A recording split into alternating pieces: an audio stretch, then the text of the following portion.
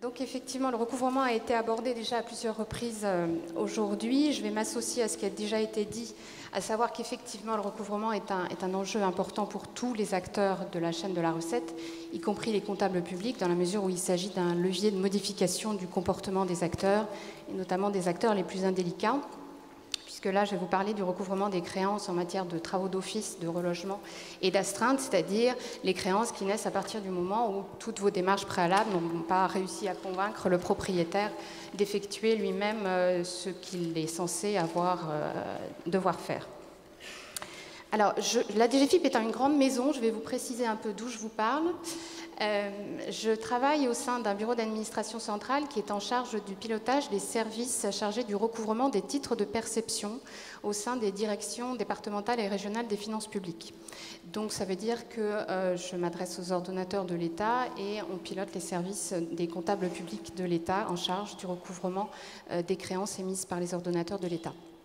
J'évoquerai néanmoins rapidement les aspects SPL, puisque la DGFiP pilote également les services qui sont en charge du recouvrement des titres de recettes émis par les ordonnateurs locaux.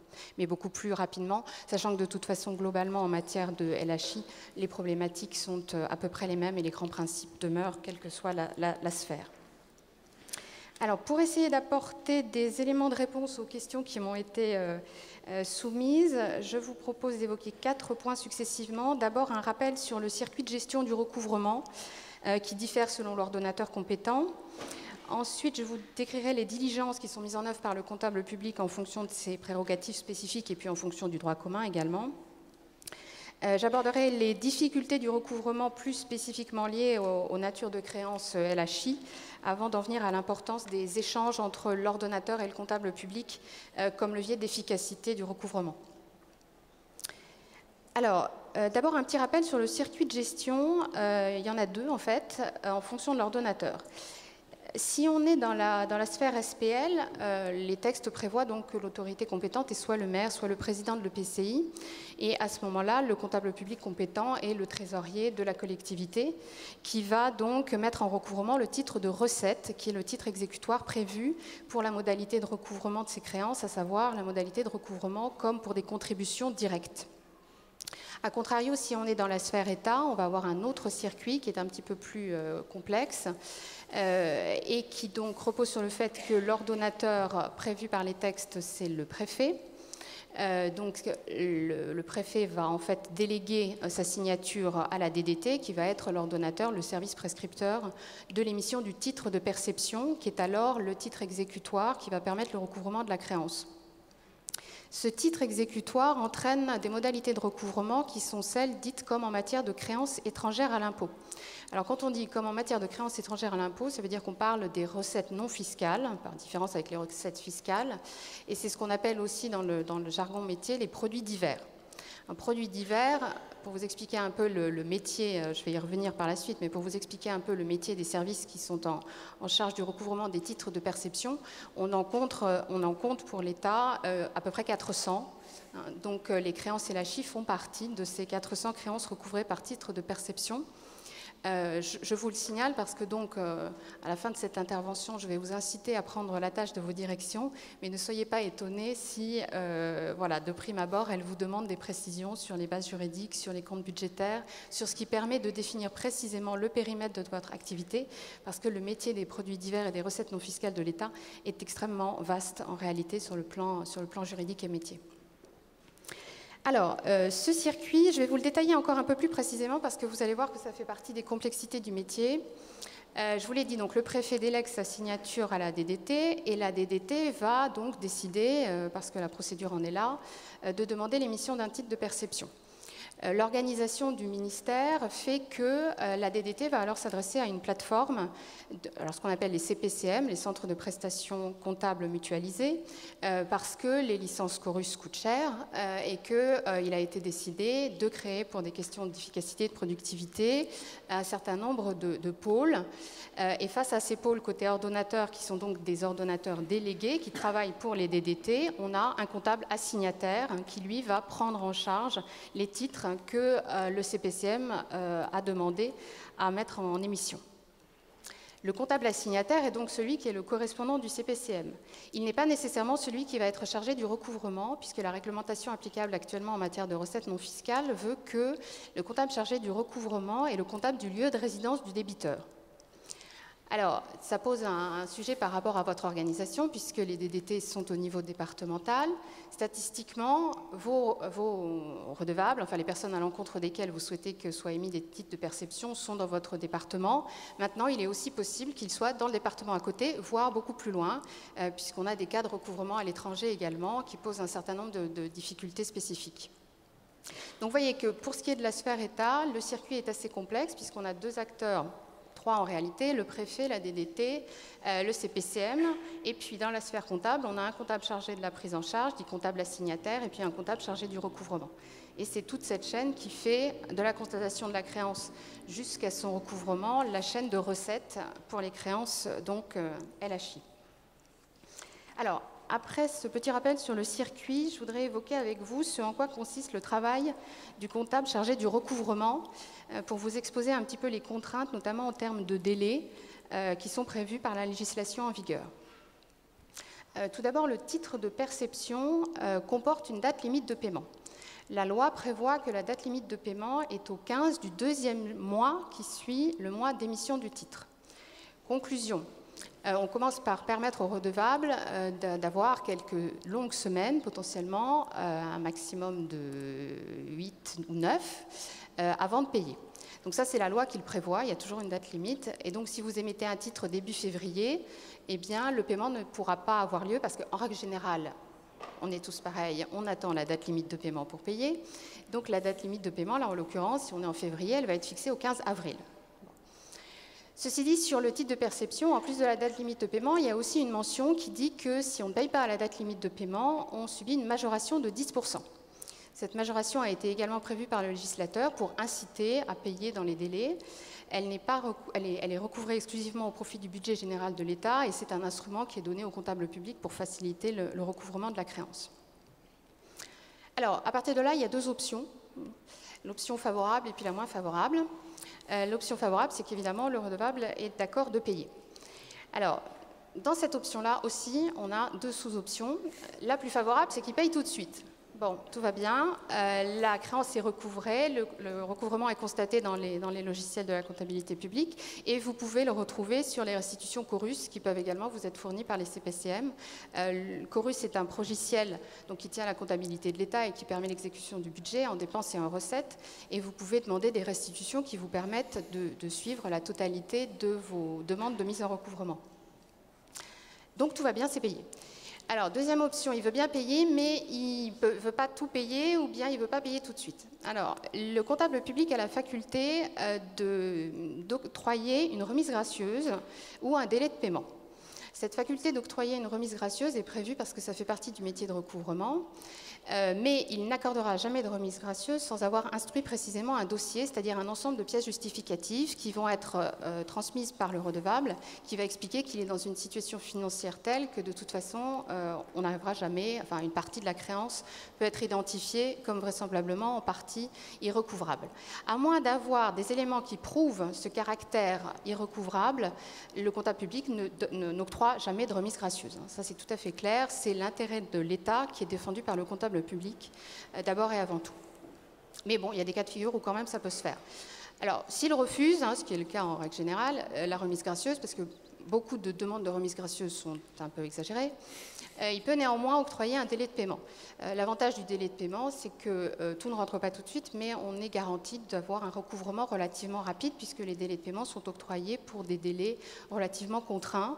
Et donc là, admettons, en 6 mois ou 1 an maximum, en fonction du montant évidemment à recouvrer, la créance on peut espérer un légitime recouvrement en totalité de la créance. Alors ça, c'est quand tout va à peu près bien. L'option 2, c'est que le redevable ne veut pas payer. Donc là, il va faire valoir toutes les voies de recours qui sont mentionnées également sur le titre de perception. Ça fait partie des éléments indispensables pour qu'un titre de perception soit valide sur le plan juridique. Et donc, il lui est offert la possibilité de faire opposition. Le comptable chargé du recouvrement est le point d'entrée unique de toutes les oppositions. sachant que les oppositions peuvent être des oppositions à poursuite, c'est-à-dire portées sur un acte de poursuite qui a été réalisé par le comptable public à l'encontre du redevable, ou bien ça peut être une opposition à exécution qui porte alors sur le bien fondé de la créance ou bien sur sa liquidation. Or, vous comprenez que ces oppositions à exécution relèvent donc de la compétence de l'ordonnateur qui est donc en charge de la constatation et de la liquidation de la créance. Point d'entrée unique de ces oppositions, le comptable va donc instruire la demande d'opposition. Si c'est une opposition à poursuite, il la garde et il la traite, il a un délai de 2 mois pour la traiter. Si c'est une opposition à exécution, il la transmet à l'ordonnateur qui dispose d'un délai de 6 mois pour la traiter. Si l'opposition est traitée par l'ordonnateur et que celui-ci ne donne pas une réponse dans un délai de 6 mois, l'opposition est considérée comme rejetée tacitement. Donc ça veut dire que les voies de recours gracieux sont éteintes pour le redevable, mais il lui reste encore une autre possibilité qui est de saisir la juridiction. Il a 2 mois pour aller devant le tribunal compétent et faire opposition. L'opposition n'a pas à être motivée, c'est... Non. Alors, il va envoyer un courrier en expliquant qu'il n'est pas d'accord de payer parce qu'il estime que la liquidation... Je veux dire oui. Pour l'ordonnateur, le refus... Ah si, le refus doit être justifié. Alors, c'est justement un point intéressant des échanges ou du travail préalable de l'ordonnateur par rapport à la qualité du titre. Si, par exemple, vous avez des titres qui sont émis pour des travaux d'office, évidemment, la liquidation de la créance, ça va être l'ensemble des factures qui vont justifier le montant du titre parce que ça va correspondre au montant engagé par l'État pour réaliser les travaux. Cet ensemble de factures, s'il est transmis au redevable, même en amont de l'émission du titre ou concomitamment à l'émission du titre, c'est quelque chose qui va contribuer à limiter les oppositions à exécution puisque de facto le redevable va bien voir qu'en fait le montant correspond exactement à ce qui a été engagé au sens d'une dépense publique. Donc pour revenir à la suite du circuit, le titre peut donc être contesté devant le tribunal compétent, ce qui, là aussi, peut prendre un certain temps. Sachant que la phase d'opposition que je vous ai préalablement décrite est suspensive de recouvrement, donc pendant tout ce temps-là, et donc si l'ordonnateur prend les 6 mois dont il peut disposer pour instruire la demande, vous voyez, on a 6 mois complémentaires pendant lesquels le recouvrement ne peut pas être instruit. Alors, admettons, il a fait opposition, les oppositions de toutes sortes ont été rejetées, et donc il va falloir qu'il paye. Le but d'un titre de perception, c'est d'être un titre exécutoire qui permet d'engager le recouvrement forcé. Pour ce faire, il y a un certain nombre de préalables qui sont prévus dans le LPF, le livre des procédures fiscales, puisque c'est une procédure qui est harmonisée entre les recettes fiscales et les recettes non fiscales. C'est ce qu'on appelle la relance des défaillants. Alors, si vous êtes défaillant et que vous avez une créance inférieure à 15 000 €, vous allez commencer par recevoir une lettre de relance. Si vous ne répondez pas après la lettre de relance, vous allez recevoir 30 jours après une mise en demeure de payer. 8 jours après la mise en demeure de payer, le comptable peut engager le recouvrement forcé. Si la créance est supérieure à 15 000 €, c'est la mise en demeure de payer qui peut être envoyée immédiatement. Et donc, de la même façon, 8 jours après, le recouvrement forcé peut être engagé par le comptable public. En matière de recouvrement forcé, le comptable public va pouvoir conduire un certain nombre de diligences. Alors, d'abord, il y a toutes celles du droit commun qu'il peut mettre en œuvre, qui sont prévues par le Code des procédures civiles d'exécution, et notamment donc, la saisie immobilière, qui est une procédure lourde, extrêmement contraignante et longue, de facto, mais que le comptable va pouvoir réaliser avec l'aide d'un avocat, puisque le ministère d'avocat est obligatoire dans ce cas de figure. Mais il dispose aussi de prérogatives exclusives du comptable public, et notamment ce qu'on appelle en matière de recettes non fiscales, la saisie à tiers détenteur. C'est l'équivalent pour les... Côté fiscalité, c'est l'avis à tiers détenteur, l'ATD.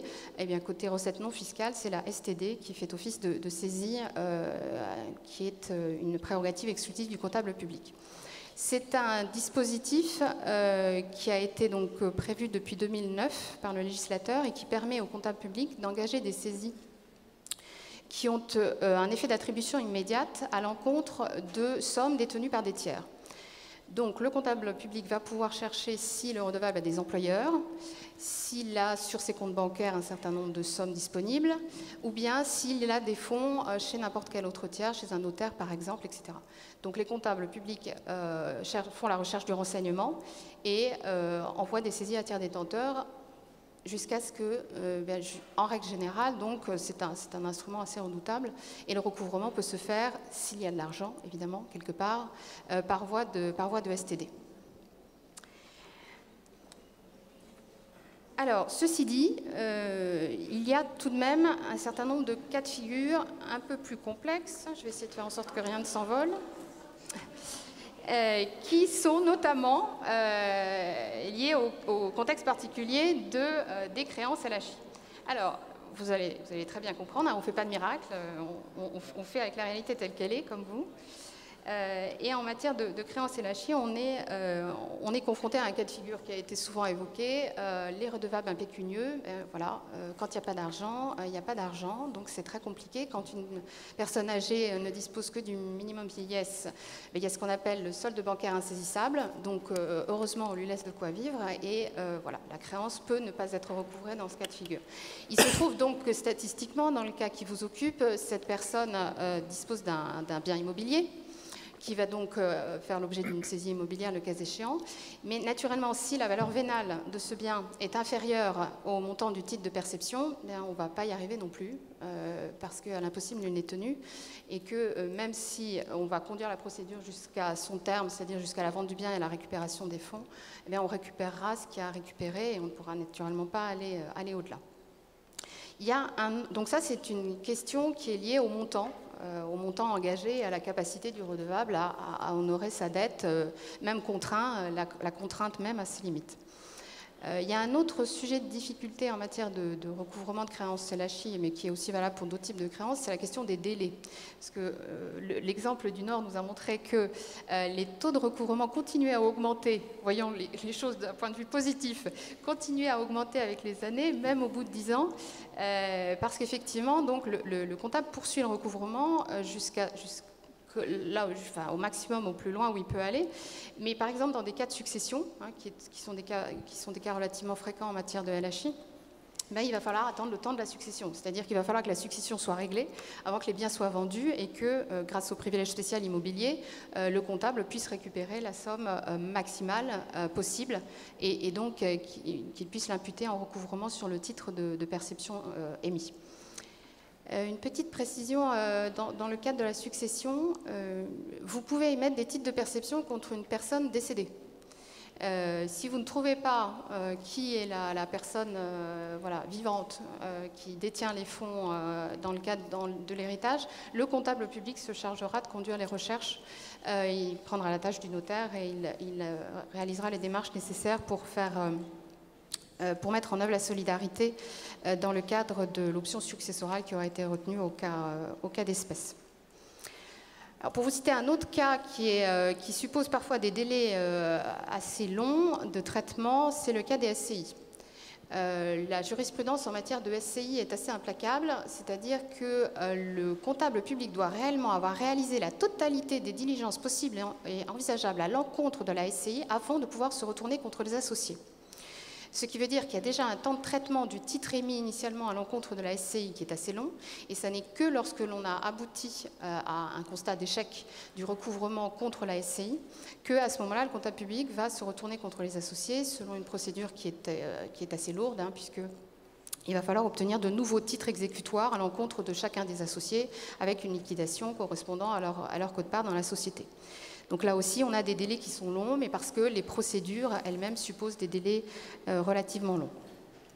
Et puis on a des cas particuliers, Madame semble avoir un cas de figure de ce type, où le redevable est à l'étranger.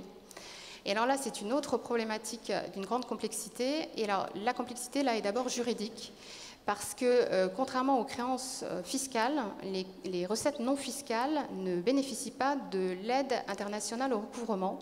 Il n'y a pas de conventions qui sont conclues entre États sur le sujet du recouvrement des créances non fiscales, ce qui veut dire que si le redevable est à l'étranger, on ne peut pas conduire de recouvrement forcé à son encontre. C'est-à-dire qu'on va conduire des recherches pour identifier s'il possède des biens sur le territoire national. S'il a des biens sur le territoire national, on va conduire le recouvrement forcé sur le territoire national. Mais si ce n'est pas le cas, il faudra attendre qu'il ait une grande nostalgie du pays, qu'il revienne s'y installer, et là, le recouvrement pourra reprendre parce qu'à ce moment-là, on pourra appliquer le droit et engager le recouvrement forcé, sachant que pendant tout ce délai, le comptable public veille régulièrement à interrompre la prescription.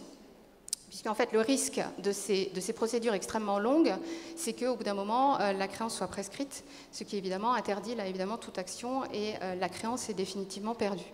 Donc des mises en demeure de payer qui sont interruptives de prescription sont envoyées à échéance régulière pour veiller à ce que les créances ne soient pas perdues pour l'État.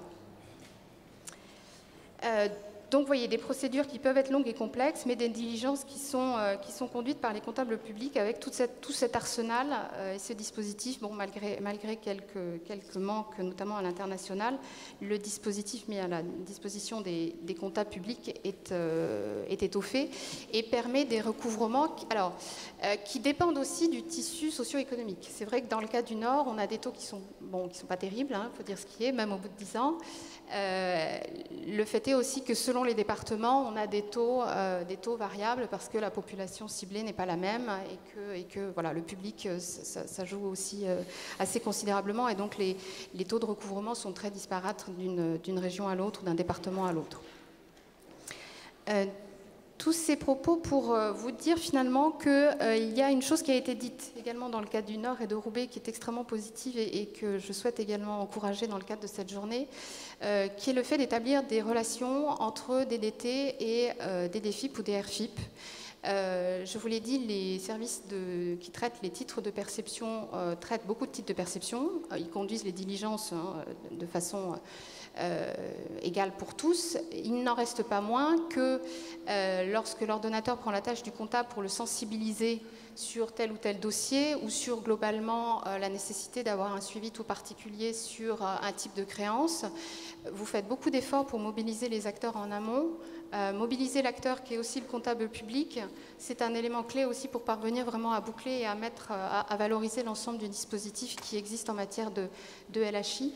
Et il pourra y avoir à ce moment-là des échanges sur un certain nombre de choses, y compris sur la politique de sélectivité des poursuites, qui pourra faire l'objet de dialogue entre l'ordonnateur et le comptable pour bien comprendre quels sont les enjeux et pour voir qu'est-ce qui est approprié comme démarche par rapport aux redevables ciblés département par département. Évidemment, il y a cette petite limite du fait que le comptable de votre département n'aura pas nécessairement à sa charge, en tant que comptable chargé du recouvrement, la totalité des créances que vous avez émises en tant que DDT. Mais dans ce cas de figure-là, si vous souhaitez un suivi plus global sur l'ensemble des titres que vous avez émis, vous pouvez passer par votre CPCM qui est en lien avec le comptable assignataire qui lui a pris en charge l'ensemble de vos titres et vous pouvez avoir à ce moment-là l'ensemble des comptables chargés du recouvrement qui peuvent faire état de l'état du recouvrement de l'ensemble de vos créances. Je sais que dans un certain nombre de départements, les DDT ont rencontré les directions départementales et se sont mis d'accord pour des suivis. Vous avez parlé d'un suivi biannuel, je crois, semestriel, pour les restitutions du recouvrement. Dans d'autres départements, la fréquence est plus rapide, ça peut être un rendu mensuel ou trimestriel, au cas par cas, en fonction de l'activité du département sur ce pan de politique publique, les choses peuvent être ajustées. Bonjour, merci effectivement de laisser la parole à la Direction Générale de la Santé sur ce sujet extrêmement important. Je ne vais pas être très très longue, je vais laisser surtout le temps de la présentation à Olivier Dossot sur un exemple concret de traitement du stock des arrêtés anciens. Je voudrais juste revenir sur quelques points qui me paraissaient importants de mettre en évidence sur ce sujet-là. C'est de rappeler d'une part que la connaissance d'une situation de danger pour la santé ou la sécurité des occupants ou des voisins engage les services de l'État. Il en est de même lorsqu'un arrêté préfectoral est signé. Par ailleurs, je rappelle également qu'un arrêté préfectoral qui n'a pas été abrogé reste valable juridiquement et donc opposable aux tiers. Pour ces deux raisons, il est absolument indispensable de traiter le stock des arrêtés anciens et donc le suivi des mesures prescrites par les arrêtés préfectoraux est une nécessité.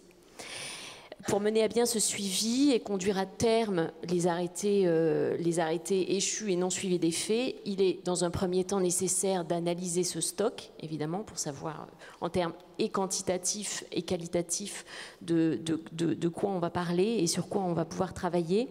Et dans un deuxième temps, de prioriser les actions à mettre en œuvre, notamment en termes de travaux d'office et d'hébergement d'office également, et de relogement, sachant que c'est toujours la protection des occupants et des tiers qui est le critère essentiel à prendre en compte.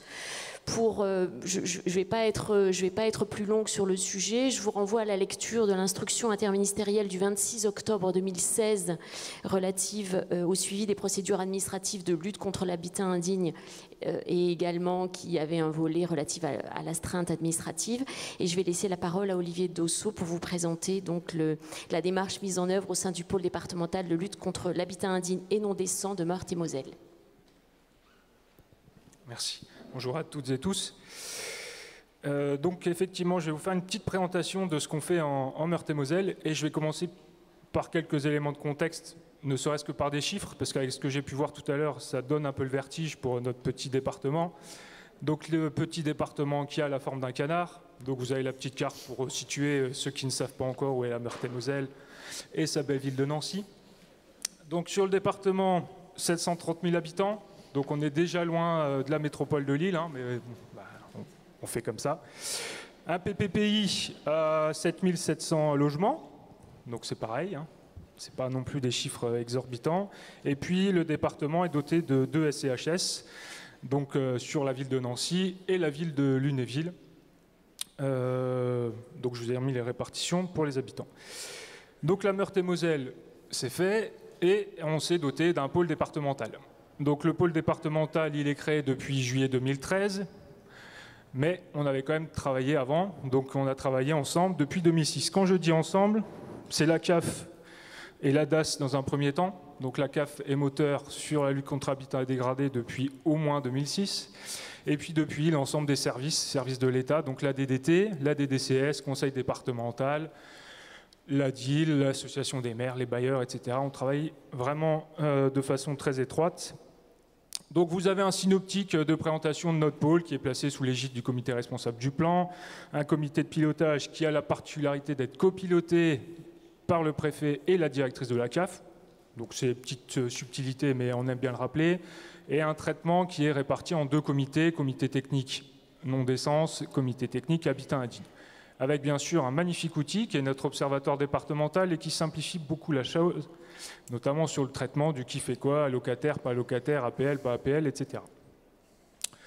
En termes de chiffres, petite répartition, on est stable en termes de signalement depuis à peu près 2013, où on tourne entre 350 et 400 signalements par an, avec une répartition 2 tiers, 1 tiers, c'est-à-dire qu'on est à 2 tiers sur le comité non décent, 1 tiers sur le comité technique habitat indigne. Donc si vous souhaitez des précisions sur le fonctionnement, parce que ce n'est pas le lieu de la présentation, on a la chance aussi dans le département d'avoir 2 correspondants techniques du pôle que vous connaissez pour partie, donc n'hésitez pas à les solliciter si vous voulez des détails. Des chiffres, toujours des chiffres. Petite évolution du nombre d'arrêtés d'insalubrité depuis 2005. Je me suis arrêté au 31 décembre 2016, ce sera plus simple. Répartition ARS, SCHS, donc vous voyez que depuis la création du pôle, ça monte et ça continue de monter puisqu'on est parti d'une moyenne qui varie entre 3 et 10 arrêtés par an et là maintenant on approche les 44, je pense qu'on arrivera à 50-55 cette année vu les dossiers que nous avons en cours. Le suivi des arrêtés, on y arrive enfin. Donc comme l'a dit Muriel, notre priorité c'est effectivement la protection des occupants. Donc ça, je vais effectivement vous donner quelques éléments là-dessus. Le reste de la présentation, je vais faire un focus sur le suivi des arrêtés, donc uniquement les insalubrités, l'article 1331-26, donc les insalubrités, on va dire, classiques. Et je vais vous parler des arrêtés qui ont été pris depuis 2005. Donc pourquoi je ne vous parle pas des arrêtés qui ont été pris avant? Parce qu'ils ont tous été suivis d'effet. On a la chance d'avoir peu d'arrêtés qui ne sont pas suivis d'effet pour ceux qui ont été pris avant 2005.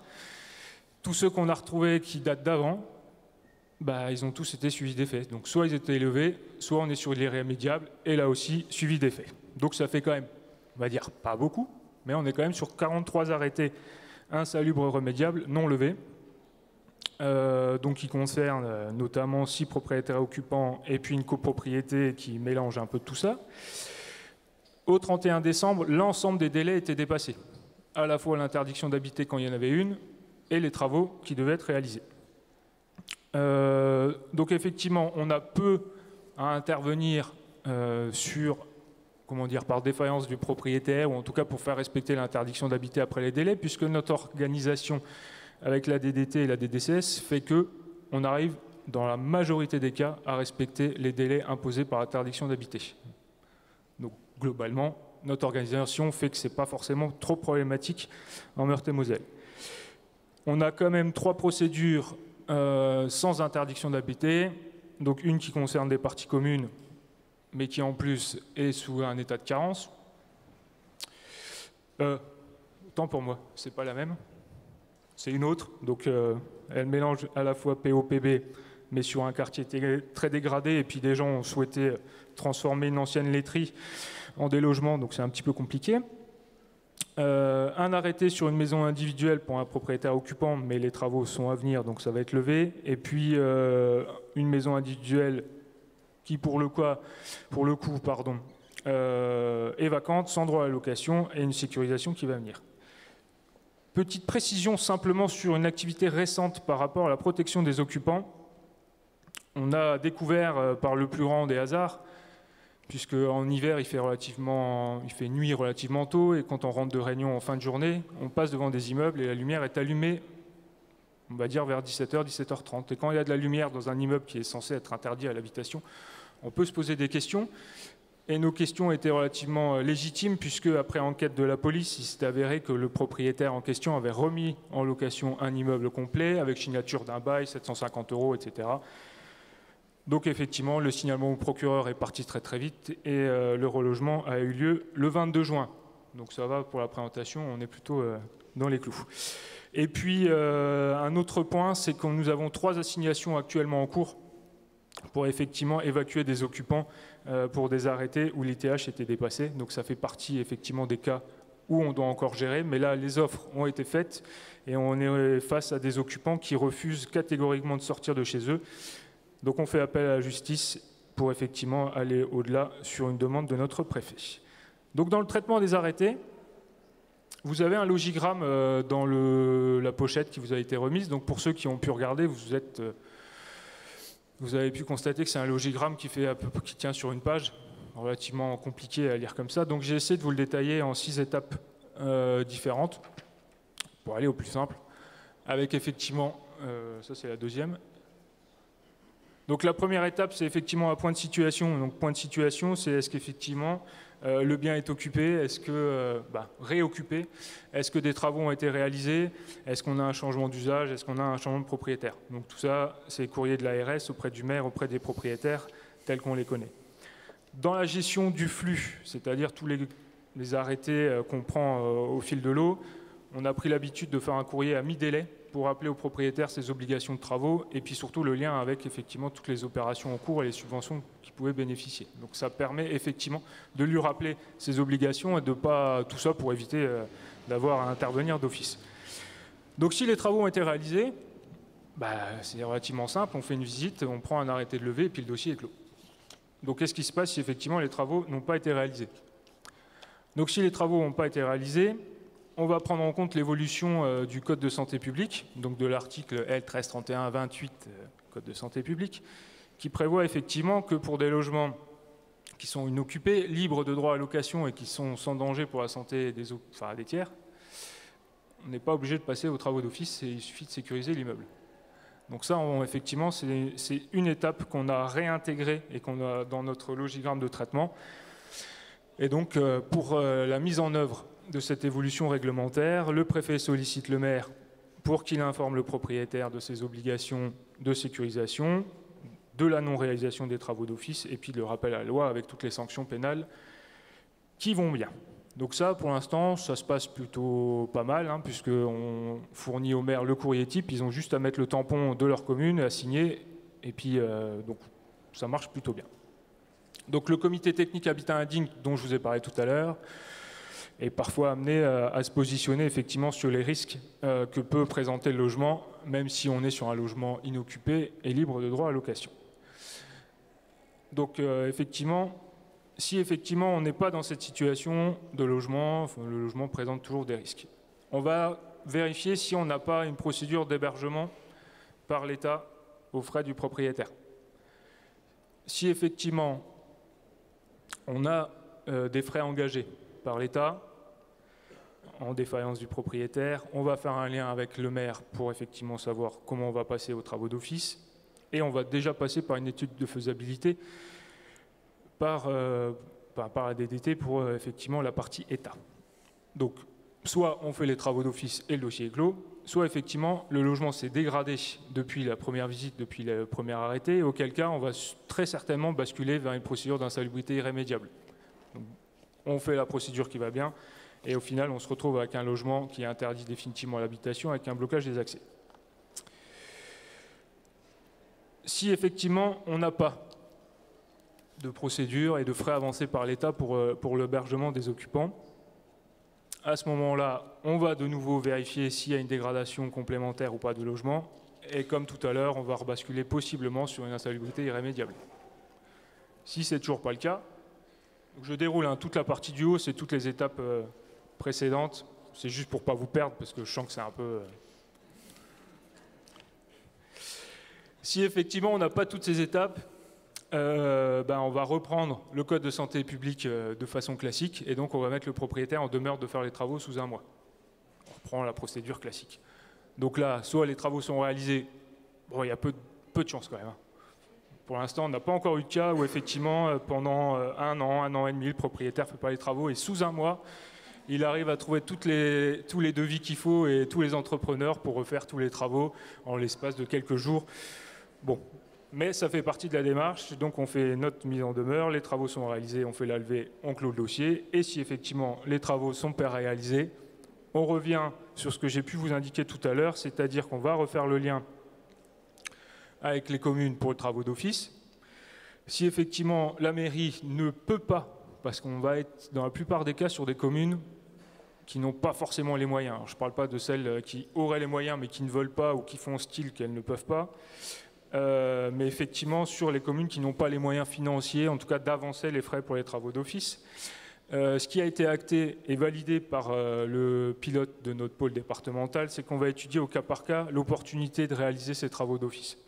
C'est-à-dire au cas par cas, notamment par rapport clairement aux finances du propriétaire. Quand on est sur un propriétaire occupant un pécunieux de 83 ans, c'est parfois pas évident de monter et de finaliser un travaux, de mettre les travaux d'office derrière pour un recouvrement qui n'aboutira peut-être pas, mais si effectivement il lui reste 300 € pour vivre tous les mois, ça fait quand même pas beaucoup. Donc c'est effectivement systématiquement des situations qu'on va étudier au cas par cas avec une validation du préfet. Si les travaux d'office, pour X raisons, ne sont pas validés ou ne sont pas réalisés, on va s'assurer en lien avec la commune de la sécurisation du bien pour éviter toute occupation, toute sécurisation. Donc après, effectivement, comment dirais-je, la responsabilité des différentes administrations est engagée, mais pour l'instant, en tout cas, ça a été validé par notre préfet, donc on continue sur ce point-là. Et si les travaux d'office sont réalisés, eh ben, normalement, derrière, il n'y a pas de souci pour pouvoir lever l'arrêté, normalement. Alors, un petit point, et donc là, vous avez tous noté qu'on n'était pas à un bilan au 31 décembre 2017, parce que je n'ai pas encore la capacité de savoir où on en sera dans quelques mois, mais que c'est effectivement un bilan au 31 décembre 2016. Sur nos 43 arrêtés d'insalubrité remédiable non suivis d'effet, 21